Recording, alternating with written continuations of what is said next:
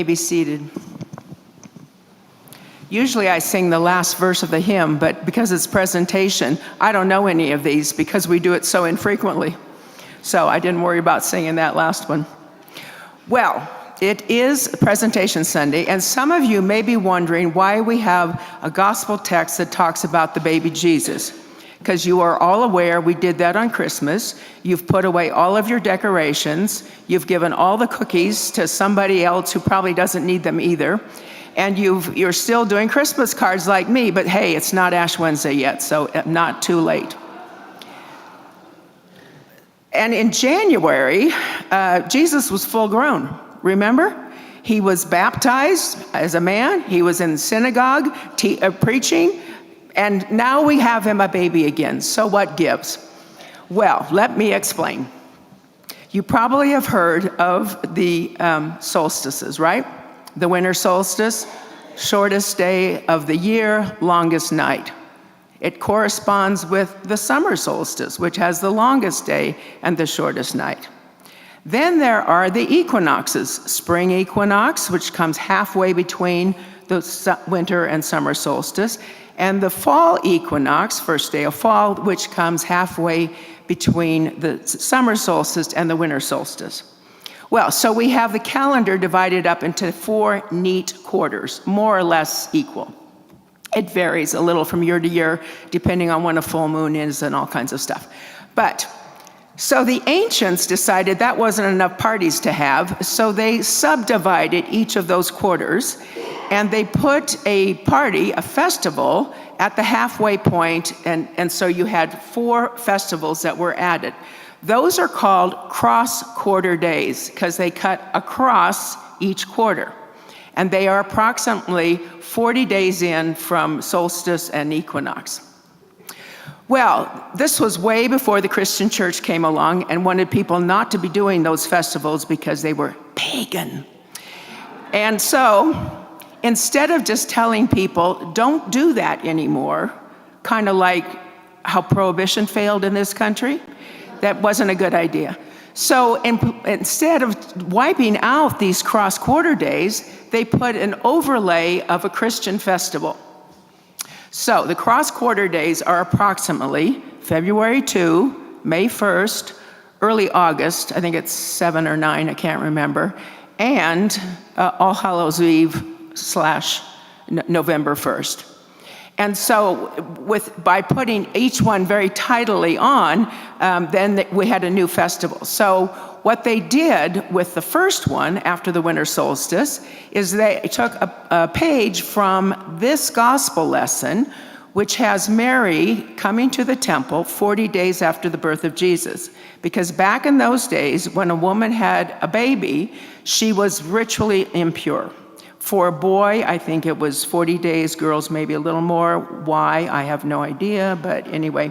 We don't do that anymore, but this feast day used to be called the Feast of the Purification of Mary, which was 40 days after Christmas, so it lands on February 2nd, again, more or less. So that's how we got this particular feast day and why we are reading about the baby Jesus in the temple after we've already had the stories of his being quite fully grown.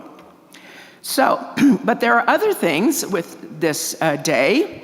One, of course, it's Groundhog Day, which apparently I saw the news feed in between services. He did see his shadow.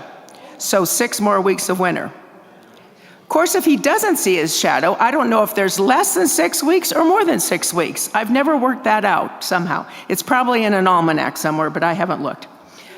This also is called Candlemas, because of Simeon's song where he says that Jesus is the light of the world. And I have a Latvian pastor friend who said that in their tradition, they always bless the candles for the whole year. And in some churches, there's a parade in the church because it's Candlemas with the candles. I hope they dim the lights and make it more effective. And apparently you get to eat crepes. You know, those thin pancakes? I didn't make any for you, so sorry. So that's what we've all got going on today. And as I said, the theme of these is all really light. And light in the sense of L-I-G-H-T, not like, you know, lower calorie margarine or something. This is about light because Simeon says that this Jesus who has come, this salvation whom he's seen, is to be light to the Gentiles. And of course, Candlemas is about lighting candles, right? And Groundhog Day is really about light too. As the days get longer, the earth gets warmer, and therefore, we get to have an end to winter. So all three of them are about light in a certain way. What is interesting in this particular text is, well, I guess the first thing that's interesting is it's really hard to preach on. You sit in your study and you say, now what can I say about 2 turtle doves or 2 pigeons being sacrificed in this text that's going to have anything to do with any of our lives? It's a bit of a trick. And then I thought, well, let's kind of play with this light thing and see where that goes. One of the things that I noticed, because we cannot receive the baby Jesus, but I thought, well, he could still be light for our lives, right? And one of the things that shows up in this text is Simeon, when he takes the child in his arms. The word, our translation says takes, but of course I got curious about the Greek. You know I would, right? Have to do it every sermon. And it's not take, it's receives. It's more the sense of welcomes gladly. The word that is translated, the kind of more generic common word for take, can mean a whole lot of things, including possess. It can mean grasp. It can even mean to collect taxes. So while it is about taking, it also can have a little more aggressive meaning too. But it is quite common in the New Testament. This word for receive is not nearly as common, but the book where there are the most occurrences is Luke, you got it.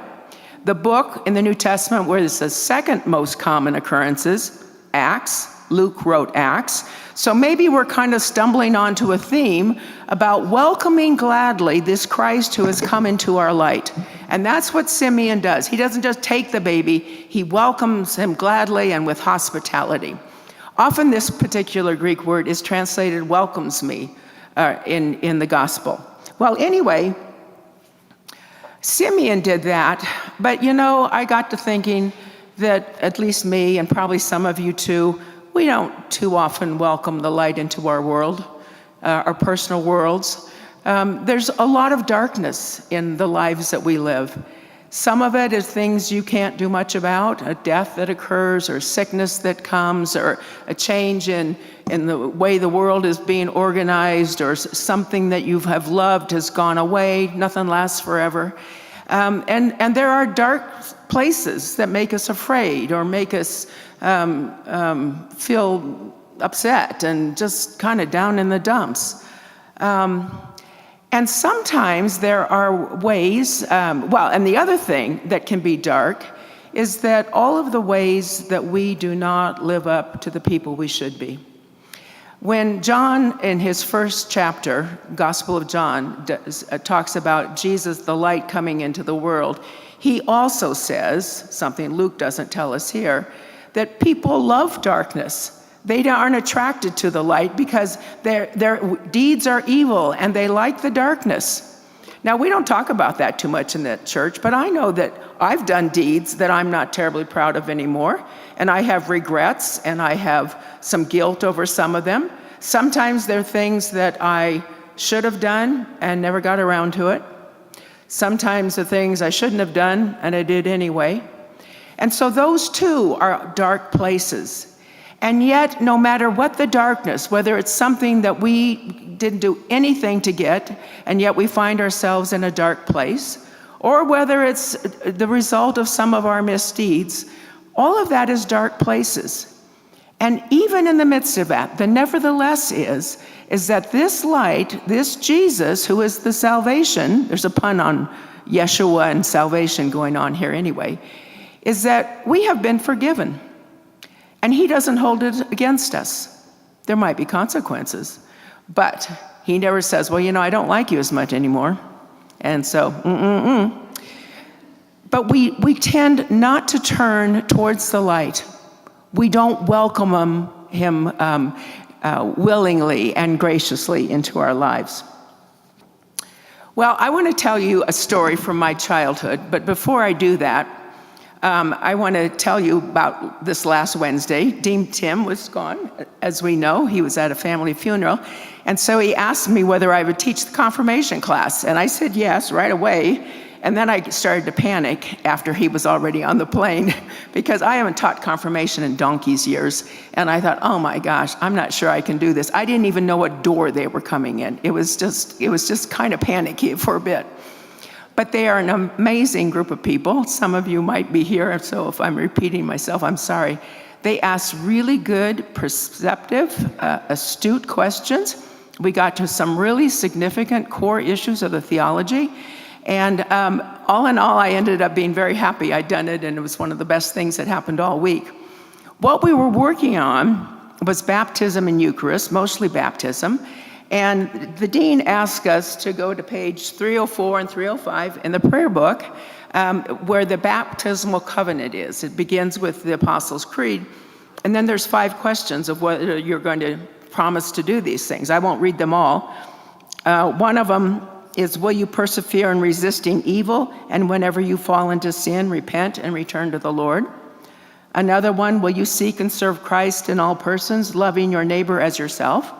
Another one, will you strive for justice and peace among all people and respect the dignity of every human being? And you say, I will, with God's help, to every one of them. But they're all big projects. It's like, my gosh, I got a job, I've got a family. How am I going to get around to doing all 5 of these things? They're a heavy lift. Where's the time, the energy, the courage to live these out? Well, we got going on this, and as we talked, there's a prayer towards the end of the baptismal rite, which especially talks about the forgiveness of sins. And forgiveness of sins is one of the core things that we get in baptism. We get other things too, but the forgiveness of sins is granted in our baptisms. And that is precisely what we sometimes don't want. It came up in the conversations that people had. We worry about the things that we regret having done in our lives, and then we wonder how God's going to judge us at the end of our life. We wonder if maybe we have to make it up somehow. We maybe make all kinds of lists of what we should do to compensate, and if our ledger on the good side outweighs the bad side, well, problem is we don't know where the 50% line is often. But we will try to do everything to fix it, but not accept the forgiveness of sins. And so we talked about that. I've done some of it here from this pulpit. But the word for forgive is to let go. It's not to say, oh, well, it didn't hurt me very much, so let's just forget about it. Or let's forgive and forget. Or we'll go back to the beginning and start all over, and we won't think about that. If you can say any of those things about a hurt that you're carrying, either that you've done or someone's done to you, it's not a very big hurt. There are some things that are so horrendous that you can't forget them. And yet we resist going to the light, which I believe is the forgiveness of sins. So now my story. I grew up in Iowa, as probably most of you know by now, and I went to a little parochial school for 3 years. It was very tiny. I was probably 3rd grade at this point, and it was clear across town. My sister and I rode the city bus there for a nickel each ride. And this was a long, long time ago. It was a very small school, 2 classrooms, K through 8, 2 teachers. And we were in a little brick building. Oh, and by the way, all the parents had to come and clean every weekend. So it was really tiny and very poor. And so one of the rules is that we were supposed to have recess in the backyard where all the swing sets were, and we were not to be in the front yard. I suppose it's because it was too near the street and we might, I don't know, run into traffic or something. Well, one day, it was wintertime, and there had been snow, and the snow had been shoveled off the walk and onto the lawn. And so there was a hill about this high. I don't think it was much more than that. And I was in the front yard along with some other kids, mostly boys, I think, probably a precursor of going to seminary as one of 2 women in my seminary class and 78 boys. So anyway, they were men. So this little tiny hill, and some of the boys were playing King on the Mountain. king of the mountain. So one of them would get on top of this very high little hill, and then somebody come along and push him off, and then he was king of the mountain. And then somebody else would come, and they were doing this back and forth. Well, somebody ratted us out, and the principal came out, "Oh, you kids, rah, rah, rah, rah, you shouldn't be doing that." And he said, "You all have to write 100 times, or maybe it was 200, 'I will not play king of the mountain anymore.'" Those of you who are of a certain age, remember how we used to do that? That was somehow going to fix all the moral inequities in the world if we just wrote about them repeatedly. Well, anyway, I was in absolute panic because I also had homework to do that night. And I grew up in a family, my grandfather was a teacher, and there was such anxiety about pleasing the teachers in my family. There was a saying, "What will your teacher think if you don't have your homework done, if you haven't done it right, or whatever?" And it was so powerful, it lingers for me today. I don't like going to the ophthalmologist's office to take the vision test, where you have to go click when the lights come on. I always miss a bunch of them. I cannot get an A. I can't stand that test. Drives me crazy. My rabbi friend says she does the same thing. So anyway, here was overly conscientious Ruth. After school, goes up to her closet in the bedroom and is up there writing and writing and writing to get to 100 or 200. "I will not play King of the Mountain anymore." I wasn't actually playing it, but I was writing. And I was crying. And it came supper time, and I was terribly worried because I had a lot of homework to do that night, and I didn't know how I was going to manage to get the 100 or 200 statements done, as well as my homework. So I was up there panicking, crying. My dad comes up to call me for supper, and he asked why I was crying, and I wouldn't tell him. I was so ashamed that I had this assignment, I wasn't telling anybody. And so, because I wasn't talking, he called the principal. That was back in the day where you could do that kind of stuff, right? And the principal tells him, "Oh, I didn't mean Ruth. No, she doesn't have to do that writing." You cannot, I can still remember my release. And this was for something that I wasn't even guilty of. And yet I had taken it upon myself. Now, how much more, I'm not going to tell you anything really bad I did. I'm never going to do that from here. And neither would any of you. But imagine the ways that we cling to things that we perceive as our brokenness, our sinfulness, our having done the wrong thing. Even when we're innocent, we sometimes do it. But how much more then for things that we've really done that have hurt ourselves or hurt other people or displeased God? Once my Father had liberated me, and that's what it was a freedom. You don't have to do this. You were not guilty. I got to eat my supper with no longer a knot in my stomach, and I had the evening to do my proper work, which was my homework. I think that's something that we all need to hear this text as an invitation. That we need to look for and cling to the forgiveness of sins that has already been granted to us. Because the only way we're going to get energy to do these 5 questions, the energy and the time and the courage, is that when we are free people, when we have been liberated from all of that drags us down, that makes us feel guilty, that makes us feel full of regret, and truly believe and trust that we have been forgiven, that we don't have to make it up. You might want to do something if you've hurt somebody, like apologize, and if you can fix it somehow, but not to have it weigh on you in such a way that you no longer believe you're a beloved child of God, no longer believe that we are worth something, no longer believe that we were even worth our salvation, which was won so dearly by Christ on the cross. That, I believe, is the lesson that we should take from this Simeon text. Remember that Jesus is the light of the world, and he is our light, and we have been absolutely forgiven. We have been absolutely freed. It is Ali oxen free, and we are now free to eat our meals and to serve our neighbors as best we know how. Amen.